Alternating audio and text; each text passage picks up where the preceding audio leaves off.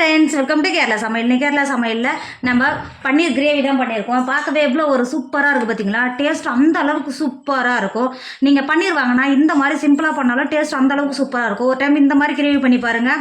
வீட்டில் இருக்கிற குழந்தைலேருந்து பெரியவங்க வரைக்கும் விரும்பி சாப்பிடுவாங்க. டேஸ்ட்டும் அந்த அளவுக்கு நல்லா சூப்பராக இருக்கும். இன்றைக்கி நம்ம சூப்பரான பன்னீர் கிரேவி எப்படி செய்யலான்னு பார்க்கலாமா?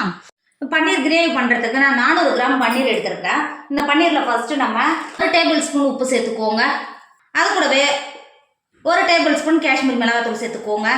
அது கூடவே 1/4 டேபிள் ஸ்பூன் மஞ்சத்தூள் சேர்த்துக்கோங்க. சேர்த்து கொடுத்துட்டு லைட்டாக பன்னீர் உடையாமல் கை வச்சு மெதுவாக இந்த மாதிரி கலந்து கொடுத்துக்கோங்க. இந்த மாதிரி சேர்த்து நம்ம கலந்து கொடுக்கும்போது பன்னீரில் உப்பு மிளகாத்தூள் எல்லாம் சேர்த்து இந்த மாதிரி நம்ம சேர்த்து கலந்து கொடுக்கும்போது பன்னீரில் உப்பு மிளகாத்தூள்லாம் பிடிச்சி டேஸ்ட் நல்லா சூப்பராக இருக்கும். இப்போ நீங்கள் பார்க்கும்போது ட்ரையாக இருக்கிற மாதிரி இருக்கும். நம்ம ஃப்ரிட்ஜில் இருந்து தானே எடுத்து வச்சுருக்கோம். ஒரு 10 நிமிஷத்துலேயே நம்ம ஃப்ரிட்ஜில் எடுத்ததுனால இதில் இருக்கிற பன்னீரில் இருக்கிற தண்ணியே மிளகாய் பொடி நல்லா சேர்ந்து வந்துடும், பிடிக்கும். மாற்றி வச்சுக்கோங்க. இப்போ ஒரு மிக்சர் எடுத்துக்கோங்க. மிக்சரில் 1 டேபிள் ஸ்பூன் ஜீரகம் சேர்த்துக்கோங்க. அது கூடவே 1 டேபிள் ஸ்பூன் பெருஞ்சீரகம் சேர்த்துக்கோங்க. 2 டேபிள் ஸ்பூன் மிளகு எடுத்து வச்சுருக்கேன். இப்போ சேர்த்து கொடுத்துக்கோங்க. சேர்த்து கொடுத்துட்டு மிக்ஸி மூடி போட்டு பவுட்ராக அரைச்சி எடுத்துக்கோங்க. இப்போ பாருங்கள், நம்ம அரைச்சி எடுத்தது இந்த அளவுக்கு நல்லா பவுட்ராக இருக்கணும். இப்போ மிக்ஸி மூடி போட்டு மாற்றி வச்சுக்கோங்க. அடுப்பில் இரும்பு கடாய் வச்சுக்கோங்க. 2 டேபிள் ஸ்பூன் எண்ணெய் சேர்த்துக்கோங்க. எண்ணெய் சேர்த்து எண்ணெய் நல்லா சூடாயிடுச்சு. இப்போ நம்ம ஏற்கனவே பன்னீர் மசாலா தட்டி வச்சுருக்கோம்ல, பன்னீரை உள்ள சேர்த்துக்கோங்க. உடையாமல் மெதுவாக சேர்த்துக்கோங்க.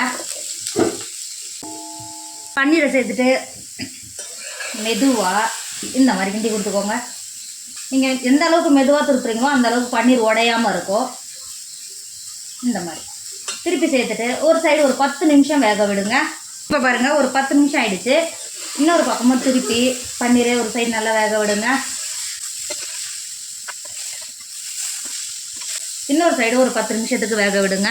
இப்போ பாருங்கள், இன்னொரு சைடும் நல்லா வெந்து நல்லா ட்ரை ஆகிடு வந்துருக்கு பார்த்தீங்களா. இந்த அளவுக்கு தான் இருக்கணும். நீங்கள் பன்னீரை எடுத்துகிட்டு இந்த மாதிரி கையில் எடுத்து இந்த மாதிரி தொட்டி பண்ணால் அந்தளவுக்கு நல்லா சாஃப்டாக இருக்கணும். இந்த அளவுக்கு நமக்கு ரோஸ்ட் ஆனதே போதும். இப்போ அடுப்புலேருந்து இறக்கி வேறு ஒரு பாத்திரத்துக்கு மாற்றி வச்சுக்கோங்க. இப்போ கிரேவி பண்ணுறதுக்கு அடுப்பில் ஒரு பாத்திரம் வச்சுக்கோங்க. ஒரு 4 டேபிள் ஸ்பூன் எண்ணெய் சேர்த்துக்கோங்க. எக்ஸ்ட்ராவே எண்ணெய் சேர்த்துக்கோங்க. அப்போ தான் வெங்காயம் நல்லா சாஃப்டாக வதங்கி வரும். எண்ணெய் சேர்த்து எண்ணெய் நல்லா சூடாயிடுச்சு. 2 பிரியாணி இலை, 1 நட்சத்திர சோம்பு, 1 பட்டை, 5-6 கிராம்பு சேர்த்துக்கோங்க. இப்போ பாருங்கள், நம்ம சேர்த்தா பட்டை கிராம்பு எல்லாம் சேர்த்து நல்லா பொரிஞ்சு வந்துருச்சு. 2 கொத்து கருவேப்பிலை சேர்த்துக்கோங்க. கருவேப்பிலை சேர்த்து கொடுத்துட்டு பெரிய சைஸ் 3 வெங்காயத்தை நல்லா பொடியாக கட் பண்ணி வச்சுருக்கேன். இப்போ உள்ள சேர்த்துக்கோங்க. கொஞ்சம் எக்ஸ்ட்ராவே வெங்காயத்தை சேர்த்து கொடுத்துக்கோங்க. நீங்கள் எக்ஸ்ட்ரா வெங்காயம் சேர்த்தா மட்டும்தான் நமக்கு கிரேவி அந்தளவுக்கு கிரேவி கிடைக்கும். நீங்கள் வெங்காயத்தை சேர்த்து கொடுத்துட்டு அதே போல் வெங்காயத்தை எந்த அளவுக்கு வதக்குறீங்களோ அந்தளவுக்கு நமக்கு கிரேவி இருக்கும். டேஸ்ட்டும் நல்லாயிருக்கும். சேர்த்து கொடுத்துட்டு 1 டேபிள் ஸ்பூன் உப்பு சேர்த்துக்கோங்க. உப்பு சேர்த்து கொடுத்துட்டு வெங்காயத்தை சாஃப்டாக வதக்கிக்கோங்க. நீங்கள் உப்பு சேர்த்து வதக்கும் போது வெங்காயம் சட்டுன்னு வதங்கி வரும். நல்லா கிண்டி கொடுத்துட்டு வெங்காயம் நல்லா வதக்கிக்கோங்க. பாருங்க, வெங்காயம் எந்த அளவுக்கு நல்லா வதங்கி வந்திருக்கு பார்த்தீங்களா. அங்கே பாருங்க, இந்த அளவுக்கு வதங்கி வந்த வெங்காயத்தில் நம்ம இப்போ மசாலா சேர்த்துக்கலாம். 2 டேபிள் ஸ்பூன் காஷ்மீர் மிளகாத்தூள் சேர்த்துக்கோங்க. டீஸ்பூன் இல்லை, டேபிள் ஸ்பூனாக தான் சேர்த்துக்கிறேன். டீஸ்பூனாக கொஞ்சம் சின்னதாக இருக்கும், டேபிள் ஸ்பூனாக கொஞ்சம் பெருசாக இருக்கும். நான் மசாலா டேபிள் ஸ்பூனாக தான் சேர்த்துக்கிறேன். 2 டேபிள் ஸ்பூன் காஷ்மீர் மிளகாத்தூள் சேர்த்துக்கோங்க. அது கூடவே 1 டேபிள் ஸ்பூன் கரம் மசாலா சேர்த்துக்கோங்க. சேர்த்து கொடுத்துட்டு அது கூடவே ஒரு 3 டேபிள் ஸ்பூன் மல்லித்தூள் சேர்த்துக்கோங்க. மசாலா சேர்த்து கொடுத்துட்டு ஒரு டைம் நல்லா கிண்டி கொடுத்துக்கோங்க. அளவு கிண்டி கொடுத்துட்டு நான் இஞ்சி பூண்டு பேஸ்ட் சேர்க்கறதுக்கு முன்னாடியே மறந்துட்டேன். 2 டேபிள் ஸ்பூன் இஞ்சி பூண்டு பேஸ்ட் சேர்த்துக்கோங்க.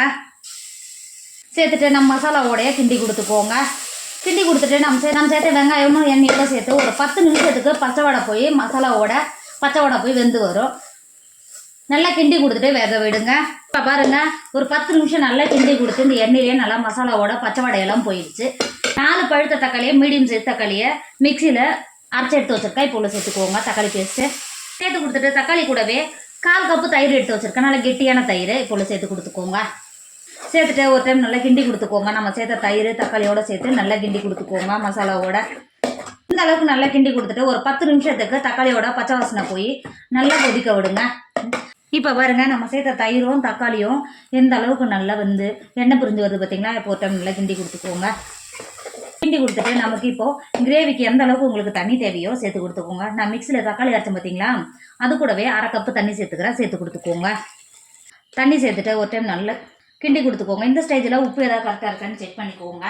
ஏற்கனவே பன்னீரில் 1 டேபிள் ஸ்பூன் உப்பு சேர்த்துக்கிறேன். திரும்பவும் 1 டேபிள் ஸ்பூன் உப்பு சேர்த்துக்கோங்க. கரெக்டாக இருக்கும். சேர்த்து கொடுத்துக்கோங்க. உங்கள் டேஸ்ட்டுக்கு அனுசரித்து உப்பு சேர்த்துக்கோங்க. உப்பு சேர்த்துட்டு ஒரு டைம் நல்லா கிண்டி கொடுத்துக்கோங்க. இந்த அளவுக்கு நல்லா கிண்டி கொடுத்துட்டு மூடி போட்டு மூடி கிரேவியை நல்லா கொதிக்க விடுங்க. இப்போ பாருங்க, கிரேவி எந்த அளவுக்கு நல்லா கொதிக்குது பார்த்தீங்களா? இப்போ இந்த ஸ்டேஜில் நான் 1/4 கப்பு ஃப்ரெஷ் பட்டாணி தான் எடுத்துருக்கிறேன். ஃப்ரெஷ்ஷான பட்டாணி இப்போ உள்ள சேர்த்து கொடுத்துக்கோங்க. நல்லா கொதிக்கும் போது சொன்னால் ஒரு 10 நிமிஷம் இது வெந்துடும். இப்போ உள்ள சேர்த்து கொடுத்துக்கோங்க. உங்ககிட்ட இருந்தால் சேர்த்துக்கோங்க, இல்லைன்னா விட்டுடுங்க. சேர்த்துக்கணும்னு அவசியம் கிடையாது. சேர்த்தா நல்லாயிருக்கும். சேர்த்து கொடுத்துட்டு மூடி போட்டு மூடி ஒரு 10 நிமிஷத்துக்கு வேக விடுங்க. இப்போ பாருங்க, நம்ம பச்சை பட்டாணி சேர்த்து எந்த அளவுக்கு நல்லா கொதிக்க ஆரம்பிச்சது பார்த்தீங்களா?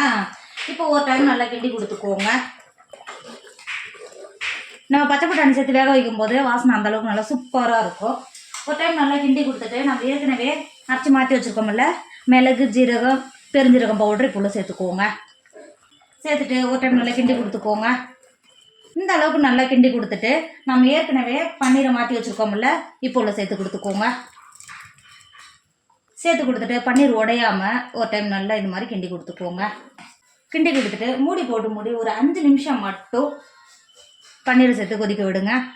இப்போ பாருங்க, நம்ம பன்னீர் சேர்த்து ஒரு 10 நிமிஷத்துல எந்த அளவுக்கு நல்லா கிரேவி கெட்டியாக வந்திருக்கு பார்த்தீங்களா? இப்போ ஒரு டைம் மெதுவாக பன்னீர் உடையாமல் ஒரு டைம் கிண்டி கொடுத்துக்கோங்க.